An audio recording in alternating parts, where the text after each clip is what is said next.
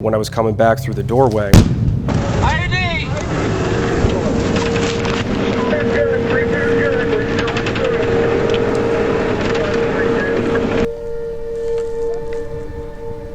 I don't think of myself as anything other than just a normal dude, a normal person who has been put in extraordinary circumstances. And at the end of the day, that's the mindset that I've adopted. I'm a regular person like everyone else who had a shitload of bad luck.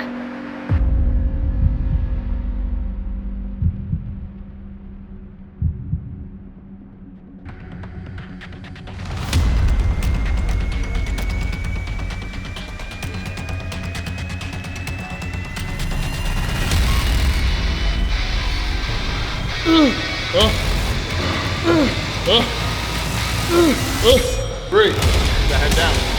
2, 1.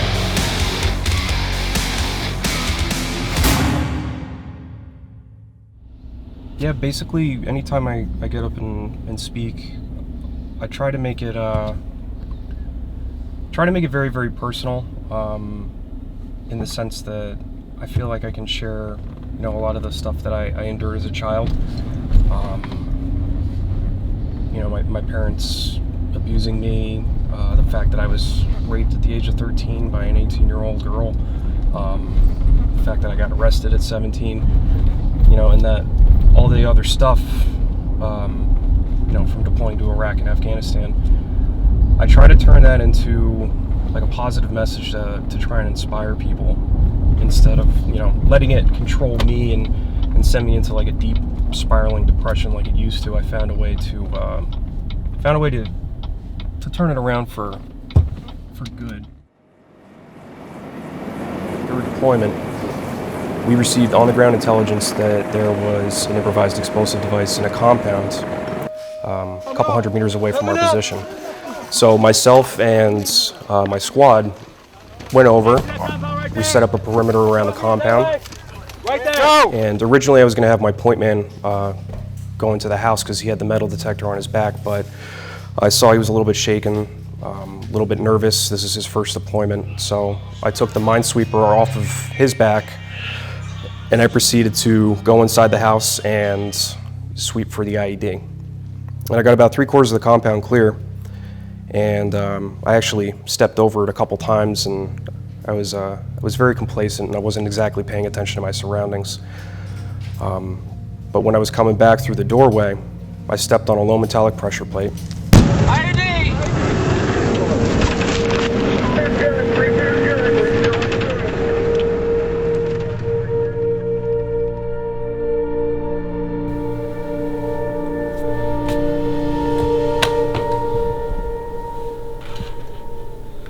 It was actually my first steps right here. Kind of got cut off, but... And that's when Obama gave me the Purple Heart. That's me with Kyle Carpenter. All three of us were in the same recovery team at Walter Reed. This was the staff sergeant that was in charge of us at the time. He's at Gunny now. It was John, Kyle, and myself.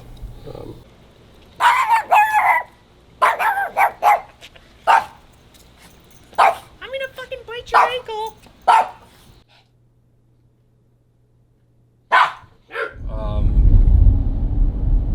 And I just speak from deep inside, and I mean, sometimes I still get choked up when I talk about the circumstances surrounding my injury. But I know it's going to help one person, at least one person in the audience, and they're going to be able to relate to it in some way, shape, or form. And more often than not, hopefully it'll stop them from making a poor decision like I almost did. So the part that I struggled with, I still struggle with, is the mental aspect of it all. It's the dealing with the demons, the waking up in the morning and staring at, the vent on my ceiling, and wondering, do I have to deal with this today? Can I just die? That's something that has popped in my head every single day since I was a child, and it's not something that I think is exactly out of the ordinary in today's society. I'm sure there's a lot more like me that are dealing with that, and it's gotten manageable. And there's a lot of things that I do to keep it at bay, and I've gotten very, very good at embracing all the shit that comes along with it. But for the longest time, having lost so many of my brothers in combat, and then coming home and having a phone call every few months about so-and-so overdosed on heroin, or so-and-so was completely drunk and walked down the double yellow in the dark road and got hit by a car, and the numbers just kept adding up over and over. And that, with survivor's guilt, anybody would just lose their shit. And it was really, really bad in 2012. I was sitting outside a marsh by my dad's house in Atlantic City, and I had my 40. I was sitting in the driver's seat, and I remember raising it to my head and almost ending my own life. And then for a half second, in the middle of feeling like I was drowning and there was just no way out, and this was it, I needed to silence it all, I needed to end it all, my kids popped in my head. And when my kids popped in my head, I dropped the gun. I thought to myself, what the fuck am I doing? And I took the gun apart, threw it all over the car, and started ugly crying. And that was the beginning of me clawing and scraping my way up and getting out of my own self-loathing, hating myself for everything that I've experienced, blaming myself for my friends dying, for all the bad things that happened to me in my life. And I decided to do something about it. So I changed everything about my life, from ending the binge drinking, quitting smoking, which I'd started at the age of 13, learning how to eat right, learning how to exercise, and just lots of little things, getting enough sleep at night. And those things definitely started getting me on the right path, but there was obviously a lot of work that needed to be done mentally. And to this day, it's definitely something I still struggle with. I'm in a much better place now than I was, but it's almost like all that stuff that happened to me, I look at it now in a positive way, because it's transformed me into, I'm proud of myself. I'm proud of everything that I've accomplished. I'm proud of being a father of 3 amazing children. I'm proud of, the fact that I'm going to school, the fact that, I have drive and motivation to help people like me that are suffering. And it's my purpose now. And my purpose is to help people. So that helps me. It's cathartic for me.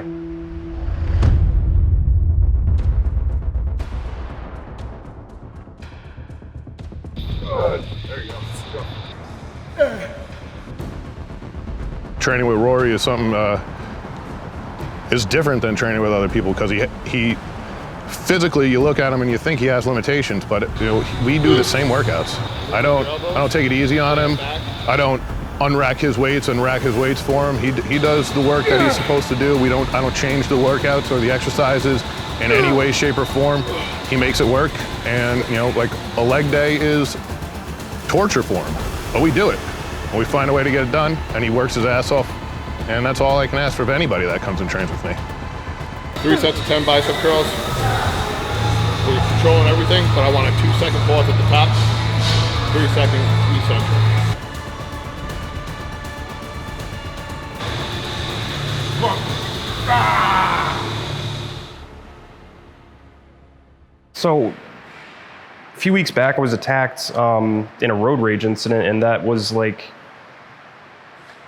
it's one of those situations where you try to prepare for it, and I used to be extremely hypervigilant getting out of the military, but then that kind of dissipated. But this incident was extremely isolated, and whatever that guy was dealing with when he attacked me, it didn't, to me in my mind, it didn't register as he was mad at me. He was mad at something, someone, whatever string of bad luck that guy was dealing with. You know, I had nowhere to go. I was completely surrounded by vehicles in an intersection. I had my 3 children in the car, and the guy slammed it in the park as he was coming up behind me, and jumped out of the car and just started sprinting towards my truck. So the only thing I could think to do was to create space between myself and the children. But when I got out, my prosthetic leg was completely turned around, and I started to fall down. And as I started to fall down, that's when he hit me with an uppercut, pushed me into the truck bed, and then proceeded to hit me about 6 more times. Ripped my shirt, blood was everywhere, and I remember hearing my kids screaming, especially my youngest one. And he got me on the ground, and he attempted to curb stomp me. But I grabbed his ankle, locked it up, and just held on for dear fucking life. While my oldest daughter, Kira, she's 11 years old, without hesitation called 911. She used my phone, hit the emergency button, called 911, and I heard her over the Bluetooth in my truck just giving directions, like the cross street and everything, where we were and what was happening. If that had happened to me years and years ago, if I hadn't, started exercising and eating right and, just making myself stronger mentally and physically, I wouldn't have been able to take 7 punches to the fucking face, get my ass beat so badly that it would knock a normal person out, get my fucking head banging off the ground, and then have the wherewithal to lock his fucking ankle up and hold him there. Because the guy tried to run, and he couldn't go anywhere, and the police got there and arrested him.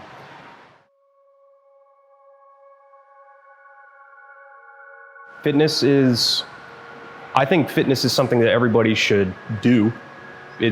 Everyone needs it in their life in some way, shape, or form, because you're not only going to be helping yourself, you're more than likely going to be helping someone else through something, extremely challenging, and you don't even realize it. You could be sharing your story with, just the person you're working out next to, and you kind of vibe with that person, you get that relationship going, and you build that strength together. And then next thing you know, like you're venting to them, they're venting to you, you're helping each other out, in more ways than one. You're not just there exercising and getting in shape. Like you're mentally exercising as well, and you never know. You could be saving someone's life. It's no pun intended, it's the strongest community that I've seen, especially since getting out of the military and being around like-minded individuals who suffer all the time, physically, mentally, emotionally, no matter what they're going through, but they still wake their ass up, they still go to the fucking gym, they still go out and do CrossFit, they go for a run, whatever the hell they do, whatever they choose to do, and it saves them and it helps them.